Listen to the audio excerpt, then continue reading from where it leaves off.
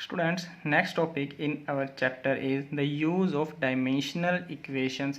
Students, ये जो use of dimensional equation है ये टॉपिक सबसे ज़्यादा इम्पोर्टेंट है इस डायमेंशनल एनालिसिस में। तो स्टूडेंट बेसिक हमारे पास तीन main use of dimensional equation है। फर्स्ट है the conversion of one system of unit into another.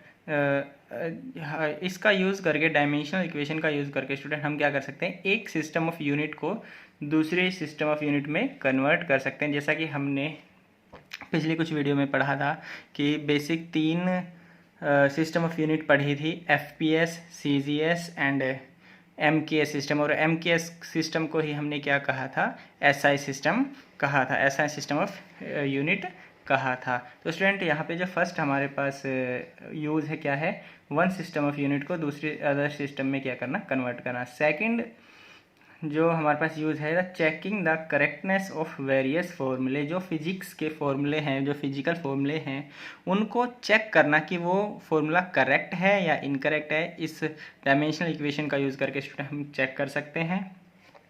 And third one is the derivation of फॉर्मूले।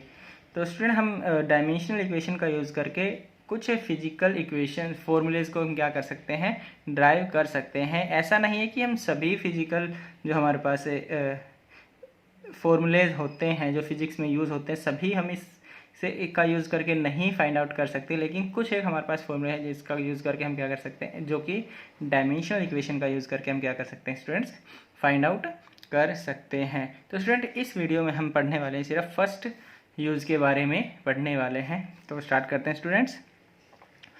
स्टूडेंट जैसे कि हमने पिछले एक वीडियो में देखा था कि कोई भी फिजिकल क्वांटिटी होती है उसमें दो टर्म्स इन्वॉल्व होती हैं। मान लीजिए कोई भी फिजिकल क्वांटिटी है उसमें क्या होता है, दो टर्म्स हमने लिखी थी, कौन कौन सी, एक तो न्यूमेरिकल वैल्यू होती है, दूसरा क्या होता है, यूनिट होती है। जैसे कि मान लीजिए मैं कोई एक फिजिकल क्वांटिटी लिख रहा हूँ, मान लीजिए 5 मीटर। तो जो ये फिजिकल क्वांटिटी है, ये जो फिजिकल क्वांटिटी है 5 मीटर, इसमें जो 5 है ये न्यूमेरिकल टर्म को रिप्रेजेंट कर रहा है, जो मीटर है वो क्या कर रहा है, यूनिट को रिप्रेजेंट कर रहा है। अभी इस 5 मीटर को हम ऐसे भी लिख सकते हैं स्टूडेंट्स, 500 सेंटीमीटर। तो इस तरीके से यूनिट हमने क्या किया है, मीटर को सेंटीमीटर में कन्वर्ट किया, तो न्यूमेरिकल वैल्यू भी क्या हो गई हमारी, चेंज हो गई। लेकिन जो हमारी फिजिकल क्वांटिटी है वो क्या रहेगी, सेम रहेगी, क्योंकि 5 मीटर और 500 सेंटीमीटर का मीनिंग स्टूडेंट्स क्या होता है, सेम ही होता है। तो स्टूडेंट हम कह सकते हैं कि कोई भी फिजिकल क्वांटिटी इस अलग अलग यूनिट के अकॉर्डिंग, मान लीजिए इस यूनिट के अकॉर्डिंग हम लिखते हैं, इस 5 को रिप्रेजेंट करने के लिए हम कह सकते हैं n1 है, इस यूनिट को रिप्रेजेंट करने के लिए हम u1 कह सकते हैं। ऐसे ही अदर यूनिट के लिए हम लिख सकते हैं, इसके लिए n2 और u2।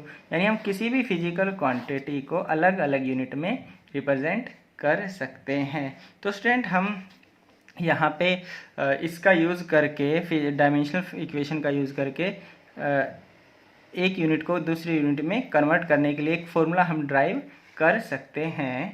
तो स्टूडेंट किसी भी यूनिट को रिप्रेजेंट करने के लिए हम उसको as in terms of dimensional formula भी लिख सकते हैं। तो मान लीजिए कोई भी हमने क्या किया, कोई भी एक हमारे पास यूनिट है, तो उस यूनिट को रिप्रेजेंट करने के लिए वहाँ पे मास का कोई डायमेंशन होगा, लेंथ का कोई डायमेंशन होगा, और टाइम का भी क्या होगा, कोई ना कोई डायमेंशन होगा। मान लीजिए ABC, इस तरीके से हम क्या कर सकते हैं, किसी भी यूनिट को इस तरीके से डायमेंशनल फॉर्म में लिख सकते हैं, जो कि हम लास्ट वीडियो में पढ़ चुके हैं। तो स्टूडेंट मान लीजिए ये जो हमारे पास फर्स्ट यूनिट है, हमारे पास कोई भी एक फिजिकल क्वांटिटी है, उसको n1 u1 के अकॉर्डिंग हम क्या कर रहे हैं, लिख रहे हैं। तो मान लीजिए हमारे पास u1 है, u1 जो हमारी यूनिट है, n1 तो हमारा क्या होगा, न्यूमेरिकल टर्म होगी, और u1 क्या होगा, यूनिट होगी। तो उस यूनिट के अकॉर्डिंग जो उसका डायमेंशन होगा, मान लीजिए जो हमारी यूनिट u1 है, हम कह सकते हैं m1a, लेंथ के लिए लिख सकते हैं l1b,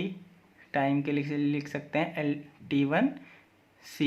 ABC स्टूडेंट्स यहाँ पे क्या होते हैं, इनको हम डायमेंशंस कहते हैं, ये डायमेंशनल सिंबल होते हैं, और ये कंप्लीट हमारा क्या होता है, डायमेंशनल फॉर्मूला होता है।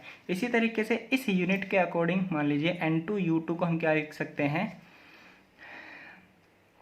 N2 के N2 हमारा न्यूमेरिकल टर्म हो और U2 जो हमारे पास सेकंड फॉर्म ऑफ यूनिट है, जो सेकंड टाइप्स ऑफ हमारे पास क्या है यूनिट सिस्टम ऑफ यूनिट है, इसके अकॉर्डिंग लिख सकते हैं।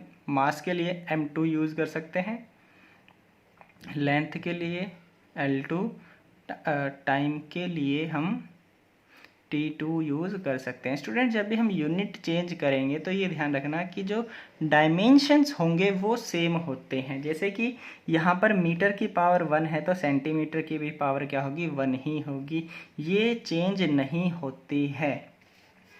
ओके तो स्टूडेंट यहाँ पे हमें ये पता है according to this equation N1 N2 क्या होगा, दोनों इक्वल होंगे तो हम N1 U1 N2 U2 क्या होते हैं, इक्वल होते हैं। तो हम यहाँ से क्या कर सकते हैं, मान लीजिए N2 U2 को लिख सकते हैं N1 U1। और हमें क्या करना होता है जब इस तरीके से कोई भी क्वेश्चन पूछा जाता है तो N1 या फिर N2 की वैल्यू फाइंड आउट करनी होती है। मान लीजिए हम यहाँ पे क्या कर रहे हैं, N2 की वैल्यू फाइंड आउट कर रहे हैं, तो हमारे पास एक फॉर्मूला आ जाता है students N1 U1 by U2। तो स्टूडेंट यहाँ पे N तो हमारे पास क्या है, टर्म्स हैं, कोई भी एक न्यूमेरिकल टर्म है, और U1 U2 हमारे पास डायमेंशनल टर्म है, यानी जो यूनिट्स हैं। तो इसको हम किस तरीके से लिख सकते हैं, U1 की जगह स्टूडेंट देखो हम क्या कर सकते हैं, ऐसा लिख सकते हैं, N1 तो है ही, U1 की जगह लिख सकते हैं M1A L1B T1C। इसी तरीके से U2 की जगह हम लिख सकते हैं, U2 की जगह हम लिख सकते हैं M2A L2B T2C। और स्टूडेंट यहाँ पे हम इसको थोड़ा और सिंपल कर सकते हैं, कैसे, देखो M1 और M2 की पावर सेम, L1 L2 की पावर सेम, T1 T2 की पावर सेम, तो हम इसको लिख सकते हैं M1 बाई M2 की power A, L1 by L2 की power B and T1 by T2 की पावर C। तो स्टूडेंट यहाँ पर हमारे पास एक फॉर्मूला आया जिसका यूज़ करके हम N2 की वैल्यू क्या कर सकते हैं, फाइंड आउट कर सकते हैं। तो स्टूडेंट हम कुछ एग्जाम्पल के थ्रू समझते हैं कि हमें N2 किस तरीके से फाइंड आउट करना है और ये हमें किस तरह की टर्म्स या फिर किसके बारे में हमें इंफॉर्मेशन देता है, किस वैल्यू के बारे में हमें इंफॉर्मेशन देता है। तो स्टूडेंट एक एग्जाम्पल के थ्रू हम समझते हैं। मान लीजिए हमारे पास है एक एग्जाम्पल, डेंसिटी का एग्जाम्पल लेके चलते, जो हमने लास्ट लेक्चर में भी देखा था। डेंसिटी की जो यूनिट थी वो क्या थी, SI यूनिट, या फिर कह सकते हैं MKS सिस्टम में इसकी जो यूनिट होती है क्या होती है, किलोग्राम पर मीटर क्यूब। तो स्टूडेंट हमारे पास क्वेश्चन क्या है कि 1 किलोग्राम पर मीटर क्यूब जो कि MKS सिस्टम में है, इसको हमें किस में कन्वर्ट करना है, इन CGS सिस्टम में कन्वर्ट करना है। और इसकी CGS सिस्टम में जो यूनिट होती है स्टूडेंट वो होती है ग्राम पर सेंटीमीटर क्यूब। तो स्टूडेंट यहाँ पे देखो इसको कन्वर्ट करने का एक सिंपल सा तरीका है, जैसे कि हमने MKS यूनिट पढ़ा था उसी तरीके से CGS में कैसे कन्वर्ट करते हैं। MKS का मतलब होता है length in metre, mass in KG हमने यूज़ किया हुआ इन MKS, और टाइम इन सेकंड जो कि यहाँ पे है ही नहीं तो हमने लिखा भी नहीं है। इसी तरीके से CGS में करेंगे तो मास इन क्या हो रहा है, ग्राम हो रहा है, लेंथ इन क्या हो रहा है, सेंटीमीटर। तो ये हमारे पास क्या हो गया स्टूडेंट, CGS सिस्टम हो गया। तो क्वेश्चन क्या है, 1 किलोग्राम पर मीटर क्यूब को अगर हम क्या करते हैं ग्राम पर सेंटीमीटर क्यूब में कन्वर्ट करते हैं तो वो कितने ग्राम पर सेंटीमीटर क्यूब के इक्वल होगा, यानी इसके आगे कितनी न्यूमेरिकल टर्म है, कौन सी न्यूमेरिकल टर्म है, हमें ये फाइंड आउट करना है। तो स्टूडेंट यहाँ पर हमें क्या हम कर सकते हैं इसको, यानी हमारे पास जो गिवन है ये वाली टर्म है और हमें यहाँ पे N2 फाइंड आउट करना है। तो जैसे कि हमारे पास N2 का जो फॉर्मूला हमने लिखा था वो क्या था स्टूडेंट, N1 M2 की power A L1 by L2 की power B T1 by T2 की पावर C। तो स्टूडेंट इनको हमें क्या करना है, इस फॉर्मूले में यूज़ करने के लिए इसको हमें डायमेंशनली क्या करना पड़ेगा, चेंज करना पड़ेगा। तो डायमेंशनली हम क्या कह सकते हैं, अगर हम इसको लिखते हैं तो डायमेंशन स्टूडेंट्स इसको डायमेंशनली देखते हैं हम कैसे लिख सकते हैं। मान लीजिए हमारे पास क्या है, यहाँ पर हमें देखो इस फॉर्मूले का यूज़ करने के लिए N1 M1 M2 L1 L2 T1 T2 A B C इन सभी टर्म्स की क्या चाहिए, वैल्यू चाहिए। तो स्टूडेंट यहाँ पर हमारे पास जो N1 U1 है वो क्या है हमारे पास 1 किलोग्राम पर मीटर क्यूब।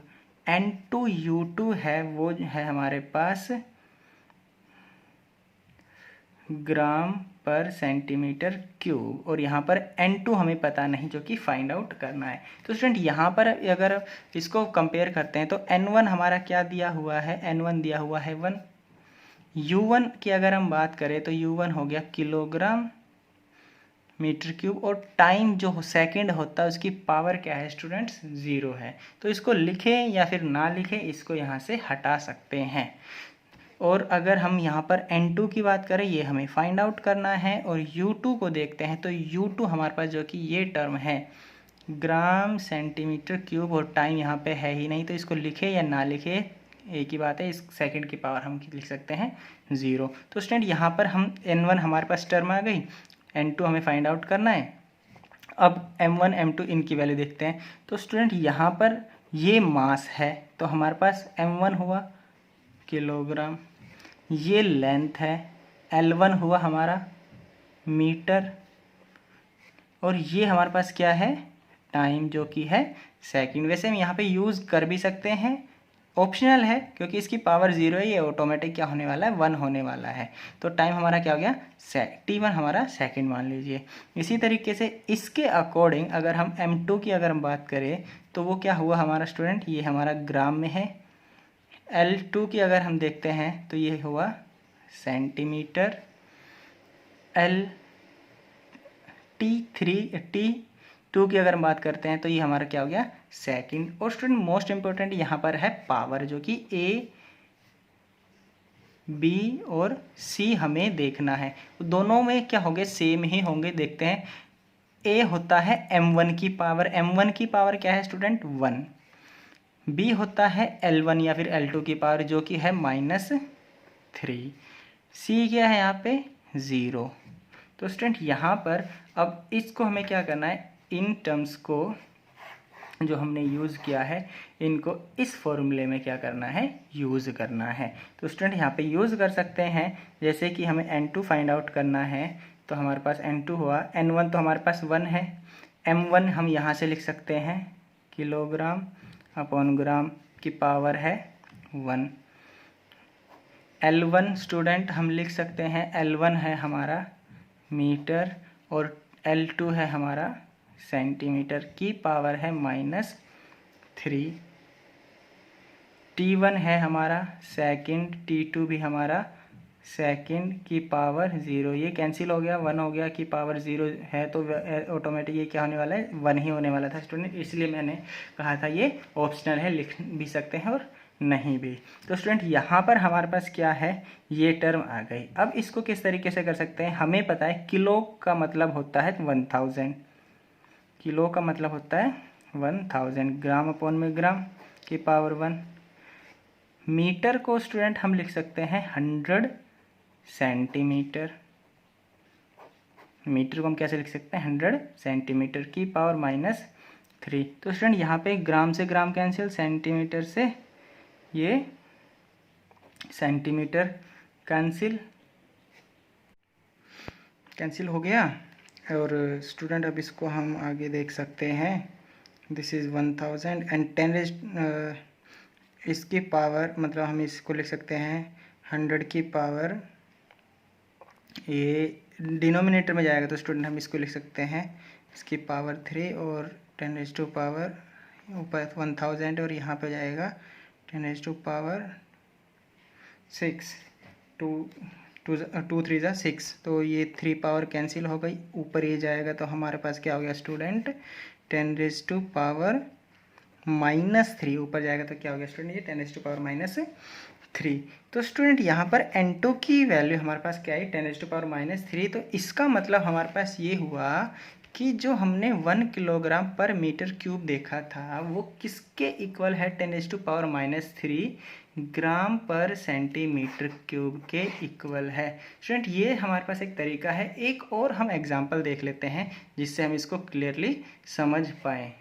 एक हमारे पास एग्जांपल है कि हमें क्या करना है, 1 न्यूटन को कन्वर्ट करना है डाइन में। किस में कन्वर्ट करना है स्टूडेंट, डाइन में। स्टूडेंट यहाँ पर जो ये 1 न्यूटन और जो डाइन है ये फोर्स की यूनिट है। इसको हमें किस में कन्वर्ट करना है स्टूडेंट, डाइन में कन्वर्ट करना है। तो इसका मतलब ये हुआ जो हमारे पास N1 U1 जो दिया हुआ है वो 1 न्यूटन दिया हुआ है, और N2 U2 क्या है, N2 तो हमें पता नहीं है, और डाइन में हमें ये कन्वर्ट करना है। इससे पहले स्टूडेंट हमें इनकी वैल्यू पता होनी चाहिए।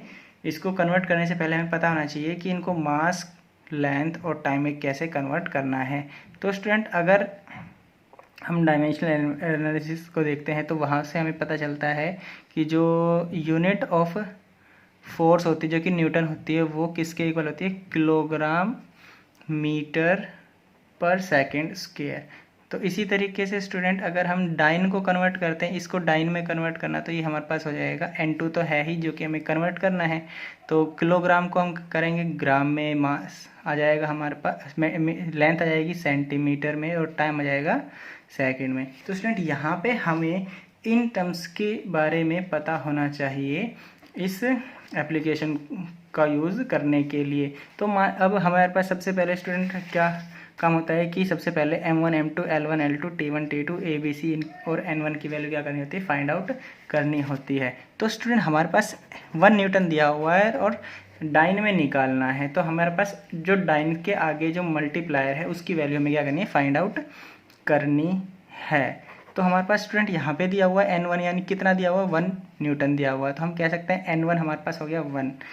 अगर हम U1 की बात करें तो U1 हमारे पास ये है। इसके अकॉर्डिंग हम क्या कर सकते हैं स्टूडेंट्स, M1 L1 और T1 फाइंड आउट कर सकते हैं। तो M1 हमारे पास होगा kg, L1 होगा हमारे पास मीटर, और T1 होगा हमारे पास स्टूडेंट सेकंड। और इसी तरीके से अगर हम U2 को देखते हैं तो U2 हमारे पास है एक ग्राम सेंटीमीटर सेकंड स्क्वायर। तो इसका यूज़ करके हम M2 निकाल सकते हैं स्टूडेंट। M2 हमारे पास हो गया ग्राम, L2 है हमारे पास सेंटीमीटर, और T2 है हमारे पास स्टूडेंट सेकंड। और स्टूडेंट यहाँ पर हमें A, B और C की वैल्यू चाहिए। A है इनकी पावर्स, कहीं पर भी हम देख सकते हैं। तो A अगर हम इनकी पावर देखते हैं तो इसकी पावर है हमारे पास 1, मास की पावर है 1, लेंथ की पावर भी है हमारे पास 1, और टाइम की जो पावर है जो कि C है हमारे पास स्टूडेंट वो क्या है, ये -2। तो स्टूडेंट इसको हम देख सकते हैं, मान लीजिए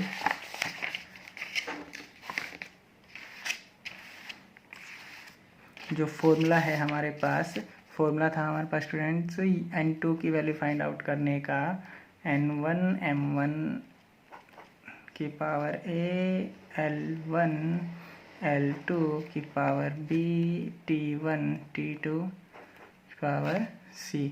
N1 स्टूडेंट हमने 1 यूज़ किया था, M1 है हमारे पास किलोग्राम, M2 है हमारे पास ग्राम, की पावर A है 1, L1 स्टूडेंट M है, और L2 हमारे पास सेंटीमीटर, यानी मीटर अपॉन में सेंटीमीटर की पावर 1। टाइम की अगर हम बात करें T1 सेकंड है, और T2 भी हमारे पास क्या है, सेकंड ही है, और पावर इसकी दी है -2। सेकंड से सेकंड कैंसिल हो गया, 1 बचा, 1 की पावर -2 करेंगे स्टूडेंट 1 ही आएगा। तो स्टूडेंट यहाँ से हम देख सकते हैं किलो का मतलब होता है 1000, इसकी पावर 1 है। मीटर को हम सेंटीमीटर में कन्वर्ट कर सकते हैं, तो सेंटीमीटर से स्टूडेंट सेंटीमीटर कैंसिल, ग्राम से ग्राम कैंसिल, और यहाँ पे क्या आ गया स्टूडेंट, ये जो वैल्यू आई है N2 की 10⁻³ + 2 10⁻5, यानी स्टूडेंट हमारे पास क्या होगा, जो 1 न्यूटन होगा 10⁻5 डाइन के इक्वल होगा, यानी 10⁻⁴ CGS unit of force will be equal to 1 SI unit of force. तो स्टूडेंट यहाँ पे ये हमारे पास एक बेसिक सा तरीका है यूनिट को कन्वर्ट करने का। स्टूडेंट हमारे पास ज़रूरी नहीं है कि हम इसको इसी फॉर्मूले से करें, एक डायरेक्ट मेथड भी है इसको सोल्व करने का। तो स्टूडेंट यहाँ पे हमारे पास डायरेक्ट मेथड से भी देख सकते हैं, लेकिन अगर एक प्रोसीजर के थ्रू अगर हमें करना है तो स्टूडेंट हमें यही प्रोसेस को क्या करना है, अप्लाई करना है। तो जैसे कि एक डायरेक्ट मेथड देख लेते हैं, इसका डायरेक्ट मेथड इसके लिए हम देख लेते हैं। जैसे कि हमने क्या करना था, 1 न्यूटन को डाइन में क्या करना है, हमें कन्वर्ट करना है। तो स्टूडेंट 1 न्यूटन जो होता है हमारा क्या होता है, किलोग्राम मीटर पर सेकंड स्क्वायर। तो इसको स्टूडेंट अगर हम लिखेंगे तो क्या हो जाएगा, 1 तो ये है ही, किलो का मतलब होता है 10⁻³ ग्राम, और मीटर की जगह हम लिख सकते हैं 10⁻² सेंटीमीटर पर सेकंड स्क्वायर। देखो 1 तो है ही, किलोग्राम का मतलब होता है 1000 ग्राम, मीटर का मतलब होता है 100 सेंटीमीटर, सेकंड ये है ही। तो स्टूडेंट यहाँ से न्यूमेरिकल्स टर्म को एक तरफ लिखो और इन टर्म को, यूनिट को एक तरफ लिखो। तो स्टूडेंट इसको जब हम कैलकुलेट करेंगे तो हमारे पास 10⁻⁵ आ गया, और इसको हम बोलते हैं डाइन, इसको हम बोलते हैं डाइन। तो स्टूडेंट यहाँ पे हमारे पास डायरेक्ट मेथड भी आ जाता है यूनिट को कन्वर्ट करने के लिए।